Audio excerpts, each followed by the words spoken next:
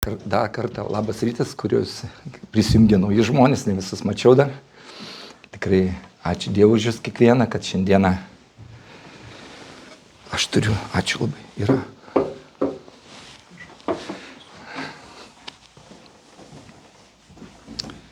Ir tikrai šviečia saulė šiandieną, daug tų švenčių buvo. Ir labai svarbu, kad Jėzus būtų mūsų širdyse, kad tos šventės neužgoštų tą pagrindinę kryptį, kai Nikodemas, Jėzus atėjo pas Nikodemą, sako, tau reikia atgimti iš aukšto. Jis nelabai susigaudė, susivokė, ką Jėzus norėjo pasakyti, kaip sako, čia man reikia atgimti iš aukšto, aš esu senas, neugi vėl įeiti į motinos įsčiose, vėl išeiti. Nes pasakė, kas gimęs iš kūno yra kūnas, kas gimęs iš dvasios yra dvasia. Tai tas svarbiausias dalykas, tas atgimimas iš aukšto. Tada tu pradės suprasti. Tu suprasti šventą raštą ir atsiveria akis. Taip mano gyvenime buvo. Aš manau, kiekvienas, kuris susitinka su viešpačiu, jisai pradeda suprasti šventą raštą. Anksčiau skaitydavau šventą raštą, nieko nesuprasdavau. Bet kai viešpats atėjo į mano gyvenimą, į mano širdį, aš skaitau raštą, aš suprantu. Tai ačiū Dievui šitą tikrai tą malonę, kad mes šiandieną galim suprasti šventą raštą. Skaityti ir suprasti. Ir tikrai aš tai vertinu. Ir ačiū Dievui už Jėzų Kristų. Ir kad mes ne tik tai, ta prasme, ne tik tai galvojam, bet jisai mūsų širdyse yra. Ne tik tai taip, kaip pliusą dedam, bet iš tikrųjų jis yra mūsų viešpats. Tai labai svarbu, kad Jėzus būtų mūsų viešpats. Tai labai svarbu. Kągi, toliau tęsiu tikėjimo temą. Jau daug labai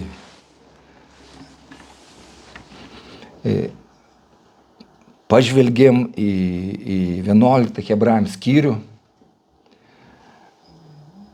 Šiandieną pažiūrėsime į 22 eilutę. Ir noriu priminti, kad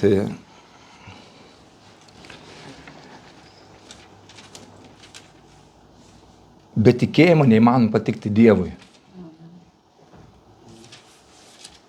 Kaip mes benorėtume patikti Dievui, bet Dievui patinka, kai mes tikim Jo, pasitikim Jo. Tai va, jeigu nori patikti Dievui, tai tu patiksi jam tada, kad tu tikėsi Jo, pasitikėsi Jo. Ir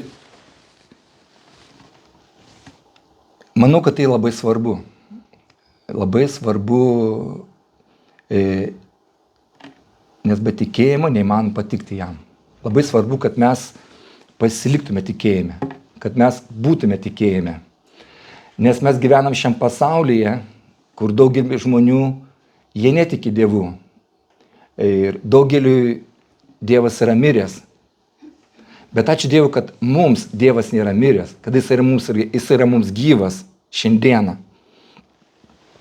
Jeigu tai labai svarbu patikti Dievui tikėjimu, tai aš dėl to ir pasirinkau, aš asmeniškai noriu patikti Dievui. Kas nori patikti Dievui? Pakelkite rankas. Visi norim patikti Dievui. Tai aš pasirinkau šitą temą tam, kad patikti Dievui, kad suprasti, kas yra tikėjimas. Atrodytų, ta tema tikrai nėra išsemama. Tai kaip panašiai kaip brangakmenis. Brangakmenis turi daug briaunų. Tu iš įvairių briaunų pamatai tą šviesą apie tikėjimą. Noriu priminti, kad šitas laiškas, Hebrajam laiškas, jisai buvo parašytas tuo metu, kai žydų bendruomenė, jie dauguma atsitraukė nuo tikėjimo. Dauguma apleido būtent susirinkimus ir autorius, jisai matydamas šitą bėdą, jisai pradėjo mąstyti apie Senojo testamento didvyrius. Ir 11 skyriuje yra įrašyti tikėjimo didvyriai.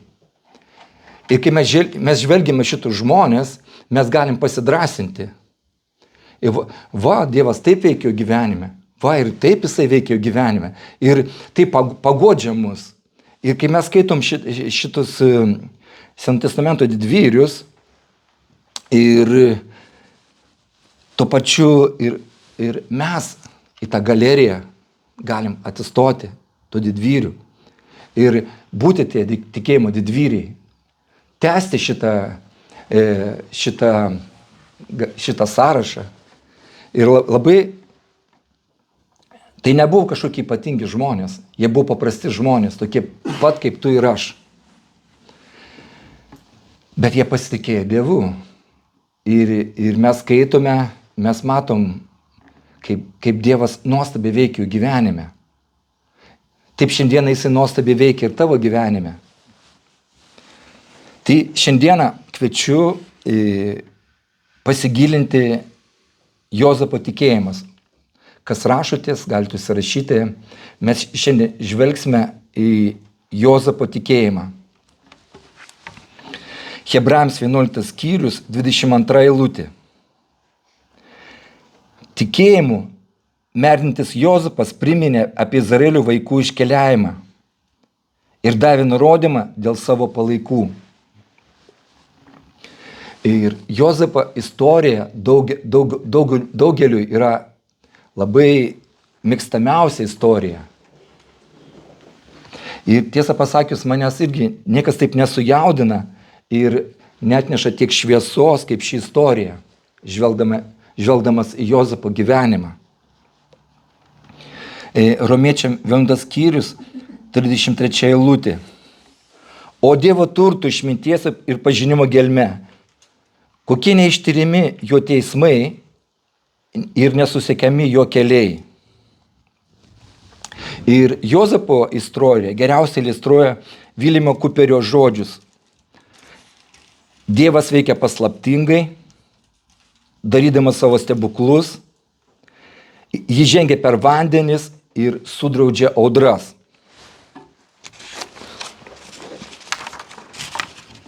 Ir tai pagrindinis Senojo testamento pasakojimas.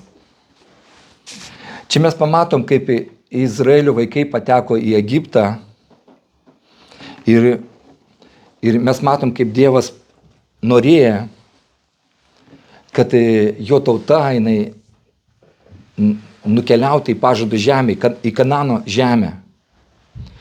Ir mes matom, kad patriarchai jie to neįsivaizdavo.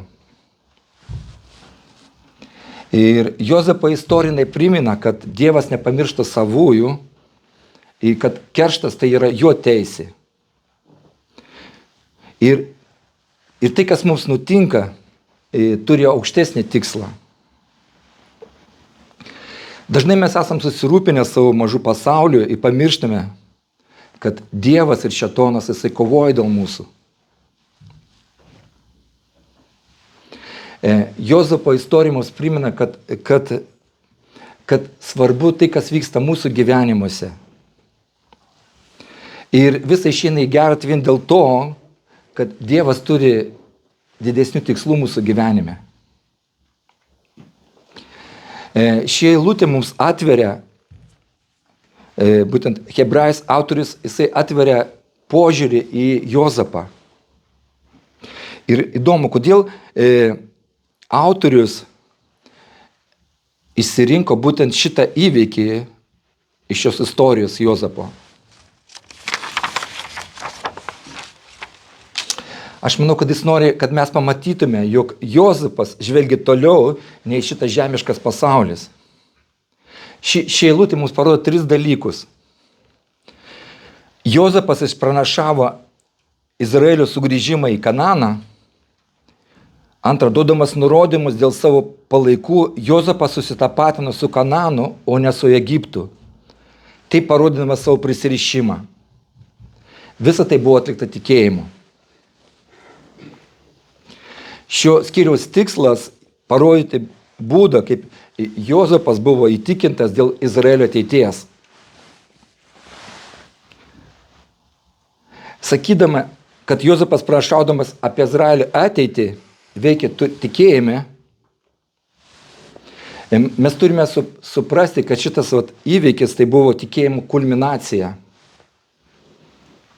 Jeigu Dievas nebūtų Juozapą stebuklingai išvedęs iš Egipto ir pranašaudamas apie tai, jis nebūtų toks užtikrintas.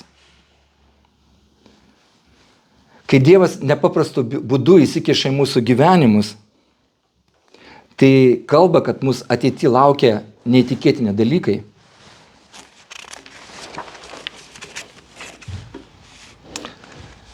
Su tais, kuriems Dievas turi didesnių tikslų, jis dirba ypatingų būdų.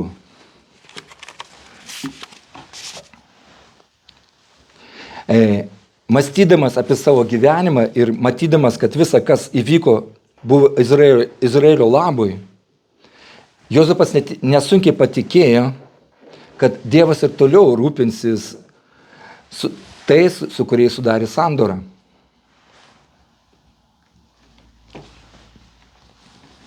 Todėl savo gyvenimuose, matydami neklystančią Dievo ranką, jo palaiminimus, apsaugą, jo vedimą, turėtume suprasti, kas mūsų laukia ateityje.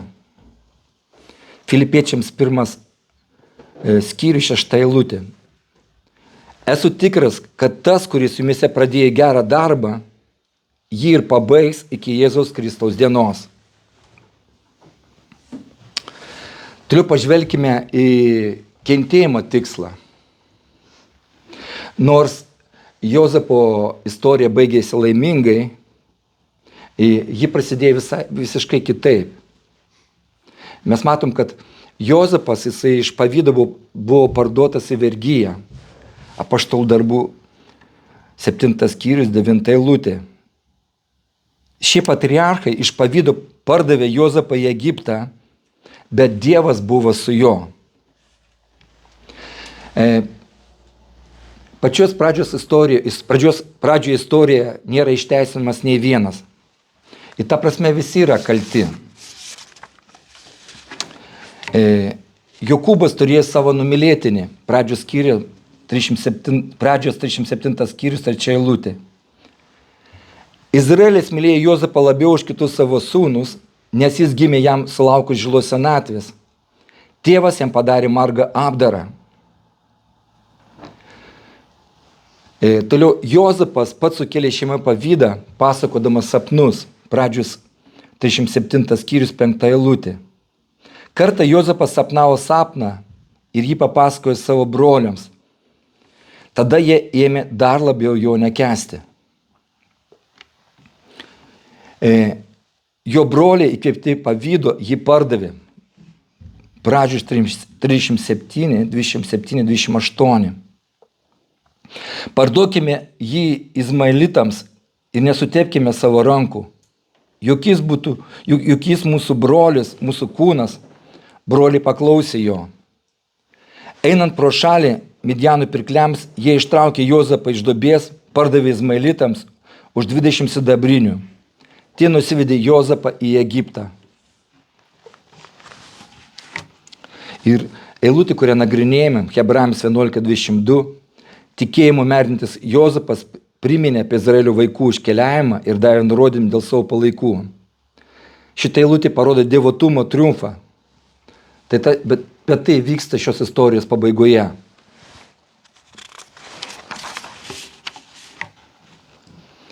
Kai Juozapas buvo parduotas Izmaelitams, jis dirbo sunkų fizinį darbą, prie kurio jis nebuvo pripratęs. Nes tokius darbus jisai patikėdavo kitiems savo sūnums. Juozapas buvo laikomas laimės kūdikiu. Tačiau naujas jo gyvenimas šitą mitą sugriovė. Dabar jis buvo vergas. Izmaelitai pardavė jo Patifarui, Egipto faraonų rūmų valdininkui. Apie tai kalba pradžios knyga, 39 skyrius, 1 eilutė.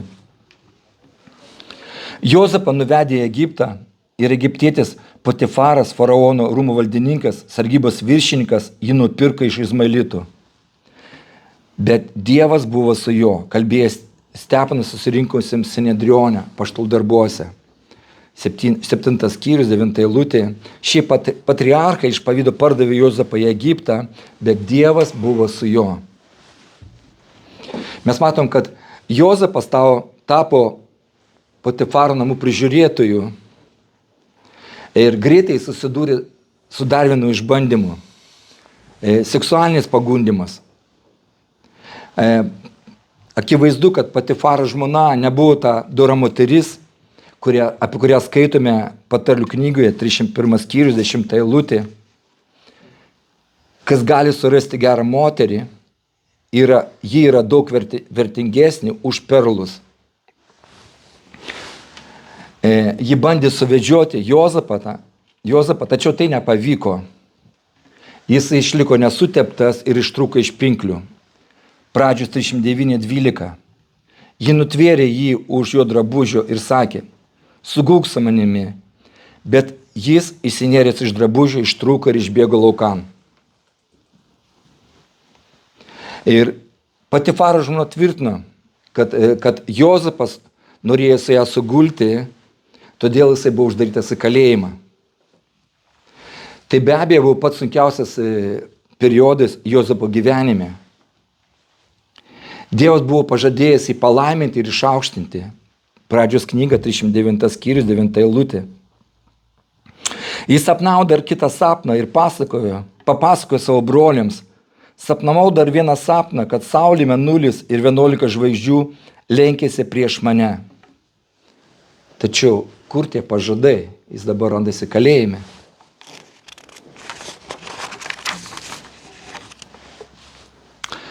Jo planai neužtruks išsipildyti, jie skleidžiasi kasdien. Koks bebūtų nepatrauklus pumpuras, jis pražys ir taps puikiu žiedu. Kartu su Juozapu kalėjime sėdėjo karaliaus vyno pilstytojas ir duonkepys. Vieną dieną jie papasakojo jam savo, ką sapnavę, ir Juozapas išaiškino sapno prasmę. Ir netrukus viskas išsipildė. Vyno pilstytojas po 3 dienų buvo paleistas, o duonkepys pakartas. Ir Juozapas paprašė vynininko prieš pastarame išeinant iš kalėjimo ir grįžtant į savo darbą, priminti faraoną apie Juozapą. Pradžios knyga 40:14. Atsimink mane, kai tau bus gerai, ir pasigailėk manęs, paminėk mane faraonui ir padėk man išeiti iš šitų namų.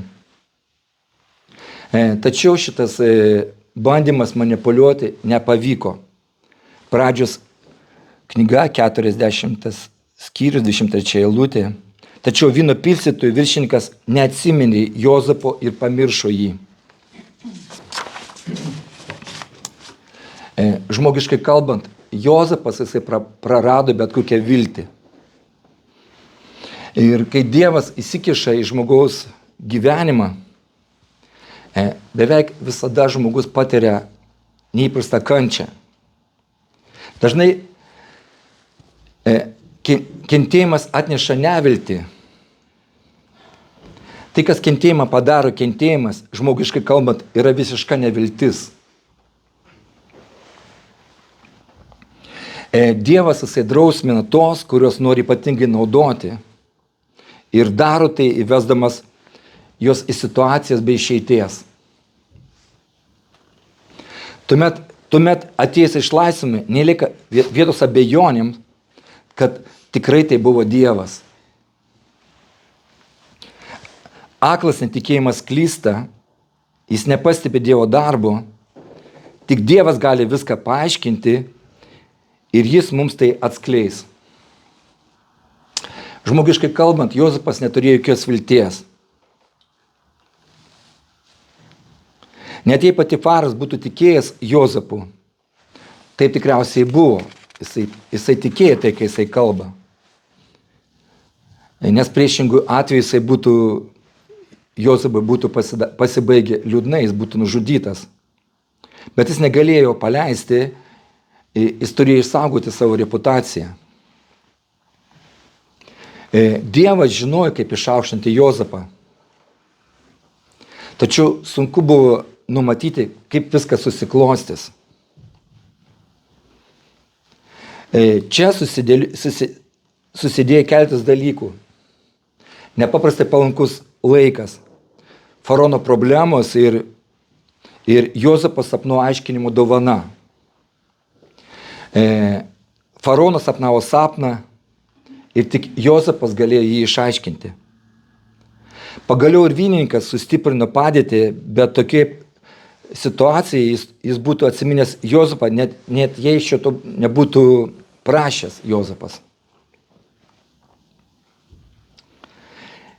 Jei mūsų dovana tikra, atėjus laikui jį bus pripažinta. Nesvarbu, ar dėsime pastangas tai rodyti ar ne. Kai faraono sapnų aiškintojams nepavyko išaiškinti sapno, vynininkas atsiminė Jozapą. Bet atsiminė ne dėl Jozapo nerimo, bet dėl to, kad tuo metu trūko apdovanotų dievotų vyrų. Ir Dievas jisai parašė Jozapą šiam laikui. Nieko nebuvo galima pagreitinti. Jozapas aiškinimas ne tik patiko faraonui, bet užtikrino Egipto gerovę ir šlovę ateinančiais metais. Todėl atlygindamas už išaiškinimą ir išmintį, Jozapą paskyrė Egipto valdytojų. Faraono sapnas atspėjo, kad artėja 7 bado metai, kai kitos tautos atvys Egiptą pirkti produktų. Jozapas tapo antrojo žmogumi po faraonų visame Egipte. Nors kelias iš šalto ir tamsaus kalėjimo buvo ilgas. Toliau mes pažiūrėkime, kaip Jozapas tapo Dievo žmogumi. Jozapas buvo toli nuo Kanano ir štai po 7 derliaus metų atėjo badas. Jis apėmė visą pasaulį, taip pat ir Kananą. Netrukus senas Jokūbas tarė, pradžios knyga 42 skyrius, 2 eilutė. Girdėjau, kad javai parduodami Egipte. Vykite tenai ir nupirkite javų, kad gyventume ir nemirtume.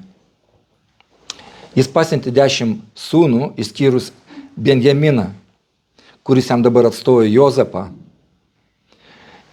į Egiptą pirkti javų. Visi užsieniečiai pirmiausia turėjo atvykti pas valdytoją. Taigi tie 10 atvyko pas Jozapą. Jozapas pažino brolius, bet jie nepažino Jozapo. Jis buvo kitaip apsirengęs, išmoko egiptiečių kalbą ir kalbėjo per vertėją. Jis nebuvo visiškai laisvas nuo keršto, todėl sudarė jiems sunkumų, priversdamas juos paprakaituoti.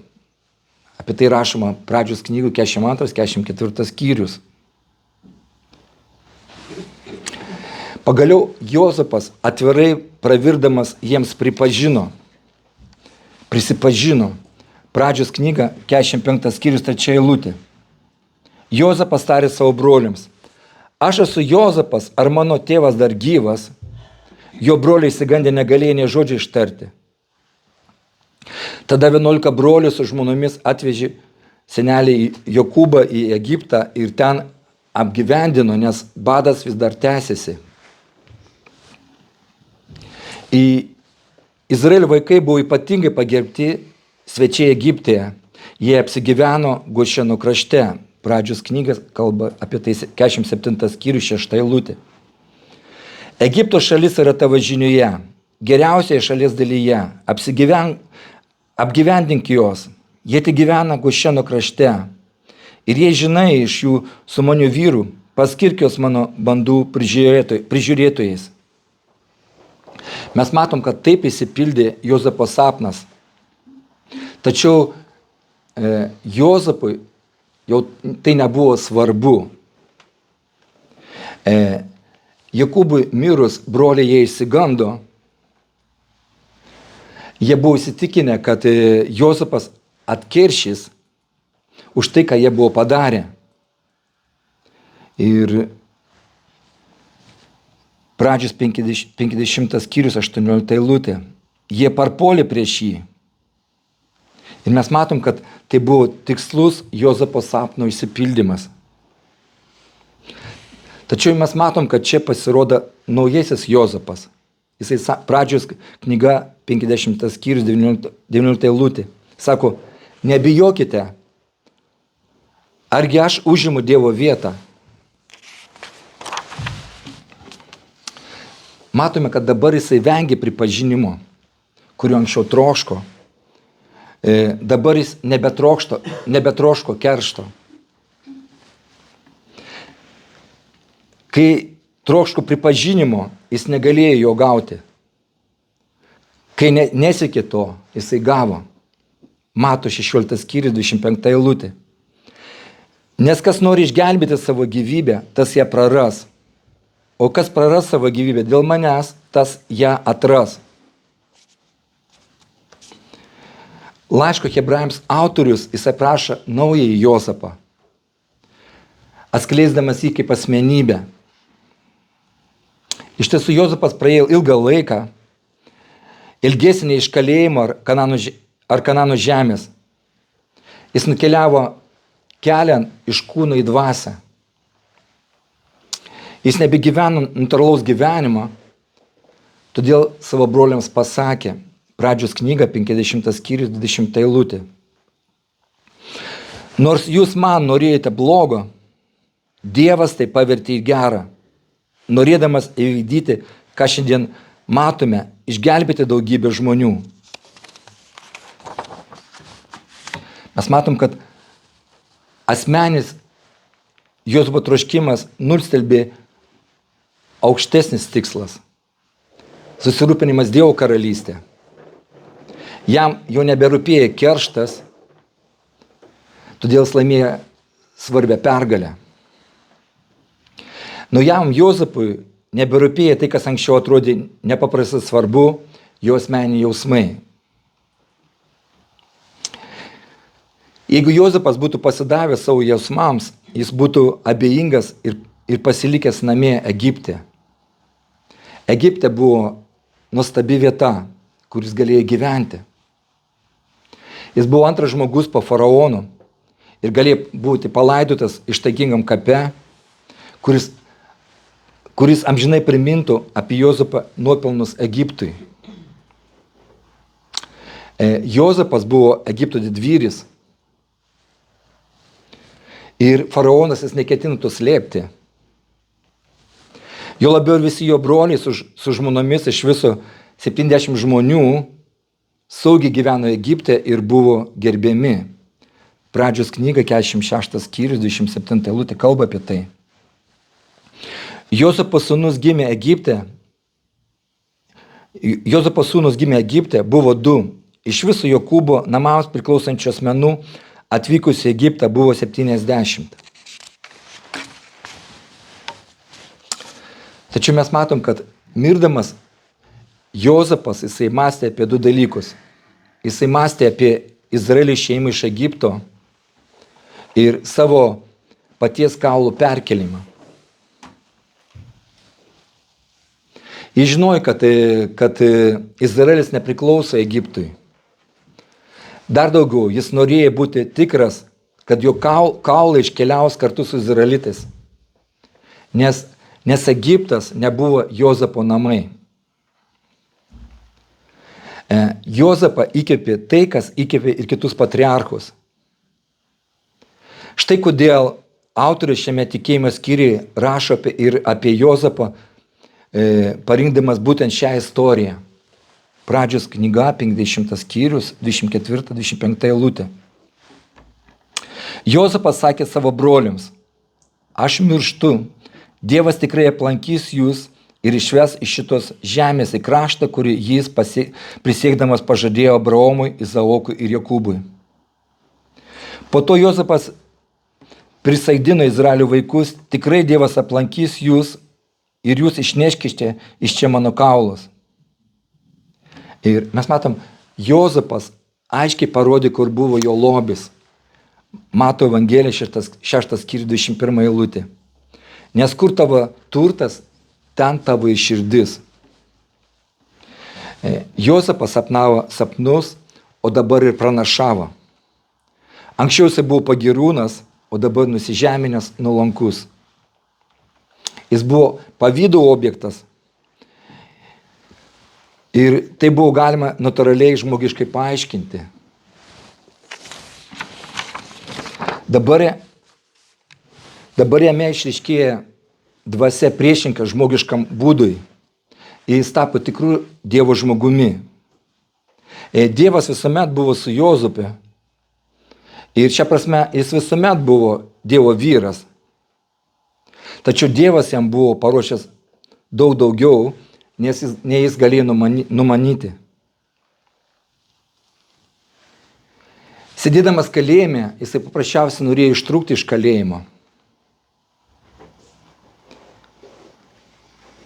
Tačiau Dievas planavo daugiau, ne vien tik išlaisvinti iš Jozapą iš kalėjimo. Dauguma iš mūsų pilni ambicijų, kurios toli gražu netitinka to, ką Dievas mums paruošęs. 1 Korintiečiam 2:9. Bet skelbiama, kaip parašyta, ko akis neregėjo, ko ausis negirdėjo, ką žmogui širdį neatėjo, tai paruošė Dievas tiems, kurie jį myli. Ir Jozapas nenutokė, kam Dievas jį ruošė. Mes matom, pabaigoje jam rūpėjo Dievo karalystė. Ir kaip sustiprinti su ją, susitapatinti su ją net su tais, kurie išdavė. Jisai susitapatino su broliais, jam buvo svarbiau Dievo karalystė. Didesnis Dievo šlovės regėjimas, jisai nustelbė asmeninius Jozapo jausmus. Kai mes turim didesnį Dievo regėjimą, tai nustelbė mūsų asmeninius jausmus. Tai va mes pažiūrėjom į Jozapo istoriją, Jozapo tikėjimą ir priminsiu 11:22. Tikėjimo merdintis Jozapas priminė apie Izraelio vaikų iškeliavimą ir davė nurodymų dėl savo palaikų. Kodėl autorius būtent išskyrė istorija didelį, bet būtent jisai išvelgi tikėjimą, kad tikėjimo merdintis Jozapas priminė apie Izraelio vaikų iškeliavimą ir davė nurodymų dėl savo palaikų. Jis matė daugiau, jis matė toliau, ne tik tai apie šitą žemišką gyvenimą. Ir mes matom, kad tikrai tai yra nuostabi istorija, galima sakyti, viena iš nuostabiausių istorijų Senam testamente apie Jozapą gyvenimą. Tikrai jinai žavi ir tuo pačiu daug šviesos šito istorijai, daug pamokymų. Mes matom, kad Dievas išsirinko Jozapą, jis turėjo savo tikslą, jis turėjo praeiti per didelę kančią ir tikrai buvo su juo pasielgta negarbingai, jis buvo parduotas, nors iš pradžių jis buvo Jokūbo numylėtinis. Kaip keistai Jokūbas su Azavu istoriją, kaip prieš tai pažiūrėtume. Tai būtent Ezavą labai mylėjo Izaokas. Jis labiau mylėjo negu Jakubą. Ir taip įdomi ta istorija atsikartoja, žinai, kad būtent Jokūbas jisai tą patį daro, kai prieš tai patriarchas darė. Atsikartoja jo gyvenime tie dalykai. Ir mes matom, kad praeidamas per tus išbandymus, sunkumus, kuriuos patyrė, Dievas tikrai pakeitė jo širdį, jisai tapo Dievo žmogumi. Ir ta kulminacija, kuri vyksta, kad jisai sako, kad jo palaikai iškeliautų, jis nesusitapatino su Egiptu. Egiptas tai kaip įvaizdis, metafora šio pasaulio. Jis nesutapatino šio pasaulio. Jis matė daugiau. Jis susitapatino su patriarchais, Jokūbu, su Abraomu. Ir jisai matė dangiškai miestą. Jis keliavo, jisai matė apie tai, kad jo kelionė buvo į dangaus karalystę. Ir jis pasirinko geriau iškeliauti iš Egipto ir keliauti į pažadą žemę. Ir nors jisai buvo tikrai, galima sakyti, ir įsižeidęs, aš galvoju, kiekvienas mes, būtume įsižeidę, jeigu su mumis tai būtų pasielgę. Bet Dievas išgydė jo širdį